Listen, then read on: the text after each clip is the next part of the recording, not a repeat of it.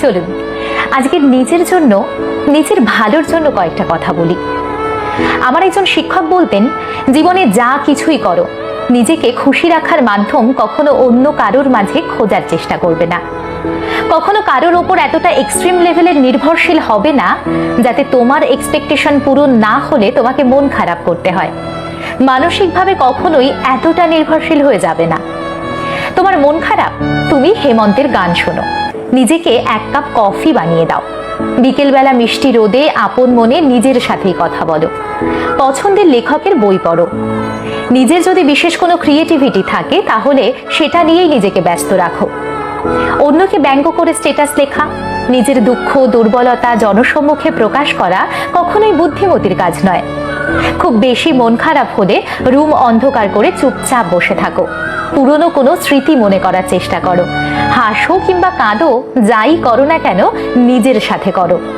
নিজের সাথে এত সুন্দর একটা সম্পর্ক তৈরি করো যাতে সবসময় অন্যের কাঁধের প্রয়োজন না পড়ে। যদি কোনো কাজে সফল হও তাহলে নিজেকে ট্রিট দাও, যদি অকৃতকার্য হও তাহলে নিজের ওপরেই অভিমান করো। নিজের সাথে প্রতিজ্ঞাবদ্ধ হও, তবে কখনোই অন্যের চোখে নিজের পারফেকশন খোঁজার চেষ্টা করো না, কারণ অন্যের চোখে যখন তোমার ত্রুটিগুলোর মাঝে তোমার গুণগুলো হারিয়ে যাবে তখন কিন্তু কষ্টটা তোমাকেই পেতে হবে। পারলে তো তুমিই পারবে, তাই না? রেস্টুরেন্টে খেতে যাওয়াটাকে এবার নর্মালাইজ করতে হবে। হ্যাঁ, এবার থেকে একাই খেতে যেতে হবে। পার্কে নিজের সাথে সময় কাটাতে চাওয়াকে হাস্যকর বলে কেন মনে হবে? যদি সম্ভব হয় তাহলে ফিনান্সিয়ালিও নিজেকে স্টেবল করতে হবে, যাতে তীব্র মুড সুইং এর দিনে নিজেকে একটা চকলেট উপহার দেওয়া যায়, নিজের জন্মদিনে একটা পছন্দের গিফট কেনা যায়, নিজের পছন্দের ড্রেসটা টাকা জমিয়ে হলেও একটা সময় কিনে ফেলা যায়। মাঝে মাঝে নিজেকে কিছু ফুল উপহার দাও, নিজের ঘরের এক কোণায় সেই ফুলটা থাকবে, সুন্দর একটা গন্ধ ছড়াবে, মন আপনা আপনি ভালো হয়ে যাবে। সবাইকে খুশি করার দায়িত্ব কিন্তু তোমার নয়। দুনিয়ায় কখনোই কারোর পক্ষেই সবাইকে খুশি করা সম্ভব হয়নি।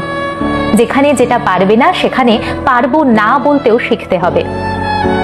আমার বাবা মা আমাকে অ্যাপ্রিসিয়েট করে না, আমার বয়ফ্রেন্ড আমাকে সময় দেয় না, আমার হাজবেন্ড তো আমার সাথে ঠিক করে কথাই বলে না, আমার বান্ধবীদেরও আমার জন্য একদম সময় নেই। এইসব চিন্তা থেকে এবার বেরোতে হবে। তোমার কাছে যেগুলো অ্যাটেনশন সেগুলো অন্যের কাছে শুধুমাত্র বিরক্তির কারণও তো হতে পারে। কেন নিজেকে অন্যের বিরক্তির কারণ বানাবে তুমি?